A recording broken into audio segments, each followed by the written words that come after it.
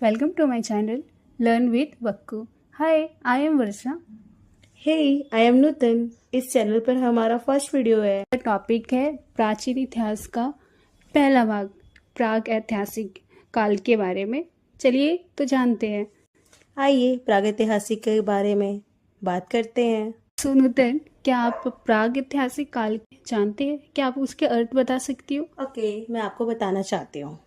प्रागैतिहासिक काल का वह समय जब तक मानव के पास लिखने की कला का विकास नहीं हुआ था। अच्छा।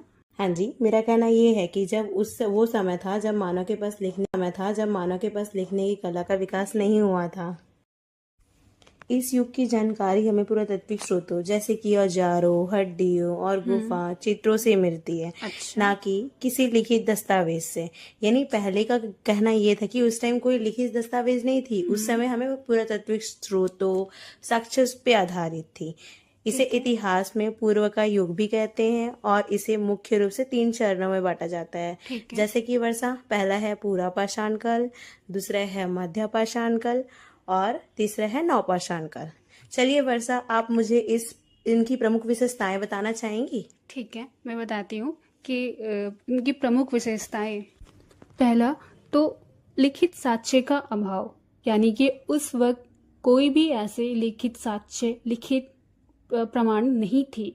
इस काल में मनुष्य द्वारा किसी भी प्रकार की लेखन प्रणाली का आविष्कार नहीं किया गया था, इसलिए इसके बारे में जानकारी पूरी तरह से नहीं मिल पाई है, यानी कि पुरातात्विक साक्ष्यों पर पूरी तरह से आधारित है। और इसकी दूसरी विशेषताएं जानना चाहेंगे? हाँ जी, बताइए। तो इसकी दूसरी विशेषताएं हैं पत्थर के औजारों का प्रयोग, यानी कि जो औजारों का प्रयोग किया जाता था उनके बारे में।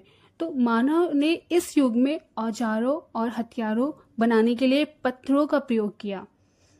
इससे पाषाण युग भी कहते हैं, ठीक है, क्योंकि पत्थरों पर इनका जीवन बहुत आश्रित था।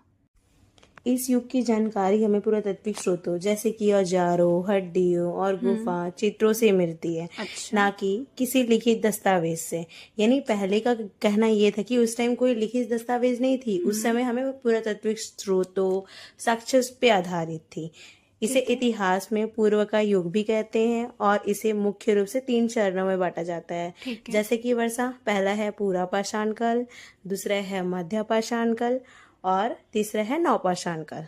चलिए वर्षा, आप मुझे इनकी प्रमुख विशेषताएं बताना चाहेंगी? ठीक है, मैं बताती हूँ कि इनकी प्रमुख विशेषताएं।